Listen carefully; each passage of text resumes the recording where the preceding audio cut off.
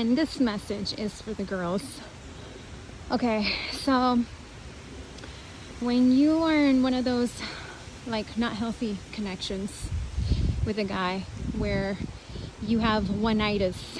The one-itis is when you focus and you target all your energy and attention to that one guy who's possibly emotionally unavailable, doesn't actually want a relationship with you, doesn't actually want to be with you, doesn't actually care about you.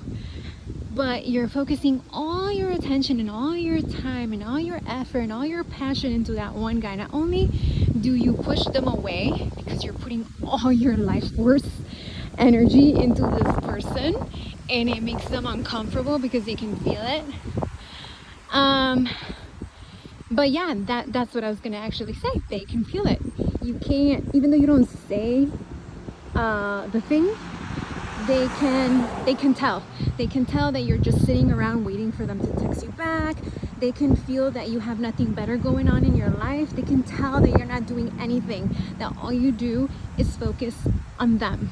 And it's not sexy. It's not sexy at all. That is how you push a guy away. Even a really healthy, masculine man, let's say that you finally found your true soulmate, the person you're meant to do life with. Hopefully when you meet this person, you are so full and complete and whole.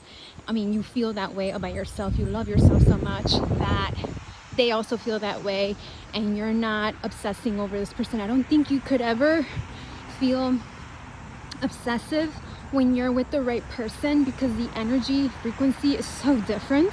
I think the only times you ever feel obsessive over any guy is when you're in one of those trauma bonding toxic relationships. That is when you're gonna be like, oh my god, why hasn't he texted me back? What is he doing? Who is he with? What's he liking on social media? Is he following another girl or bikini girls or OnlyFans or whatever the fuck it is?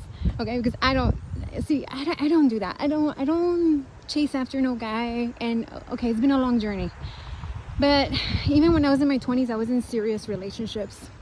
So if I were to go deep into my personal experiences, it would be a very long video. But I had one certain experience that I'm talking from experience from in 2020, where I was not focusing on myself. I was not valuing myself. I was not loving myself. It was a very toxic trauma bonding connection. And I remember that I was living in the most gorgeous apartment in London. I had the most killer view. So I would wake up in the morning and have the most amazing coffee looking at the city of London from my window. And I was financially abundant. I could go shopping, I could do whatever I want. I was living good, I was healthy. And I was in this toxic connection with this guy who, for some reason, I was constantly waiting around for him. Like, oh, why hasn't he texted me today? Why hasn't he called me? Why hasn't he come visit me? Instead of me focusing on my art, on my passions. Okay, the video got interrupted. Instead of me focusing on my passions and what I was meant to be doing, on my art and my designs and of what I was meant to be doing, I was waiting around for this guy that was like no good for me. Okay? And he was only using me. He was only taking from me, siphoning my energy and my gifts and my lights, you know, because I was so depressed and like just not glowing during that time when I was dating this guy. And that goes into sexual energy, like when you're sleeping with someone who is not good for you and has narcissistic abilities. I do believe that you know, they're obviously entering your womb space, right? And whatever goes into your womb space grows. So if this guy is dumping all his trauma into your womb space, well, of course you're not going to feel good. You're going to feel depressed. You're going to feel sad. You're going to feel depleted because you're allowing this, you know, man with all his trauma and all his inner, you know, wounding issues to dump his traumas into your freaking womb. So anyway, so aside from that, you know, I was in this energy where it was very imbalanced, and obviously he could feel it. He could feel that I was just waiting around for him, that I wasn't working on my purpose.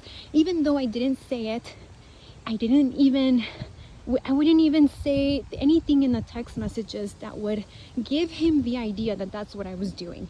He just intuitively knew. He knew that I wasn't focused on me, that I wasn't working on my projects, that I wasn't doing anything good with my day to truly be, you know, on focus on myself in a very healthy way. He just knew. And that's what I'm saying. Guys will know when you're not focusing on you and loving yourself. And obviously the toxic ones are going to take advantage of that because they're going to use you for all they can get. And then once they squeeze you to the last drop, they drop you and they go on to the next shiny thing. Okay, so this message is for somebody. I don't know who, but whoever you are, you need to hear this and you need to wake up. You need to wake up. You need to choose yourself. You need to love yourself. And because your true soulmate, the person you're actually meant to be with, you're not gonna feel this way with them. And this trauma symphony that you got going on between you two, because it's a dance, wouldn't even happen. This wouldn't happen. You wouldn't be stressed about him. You wouldn't be stressed if he's texting you back. You wouldn't be stressed about what he's doing on social media. None of that shit would happen. You wouldn't have anxiety. You wouldn't, none of these reactions that are all from our traumas would even be happening. Okay?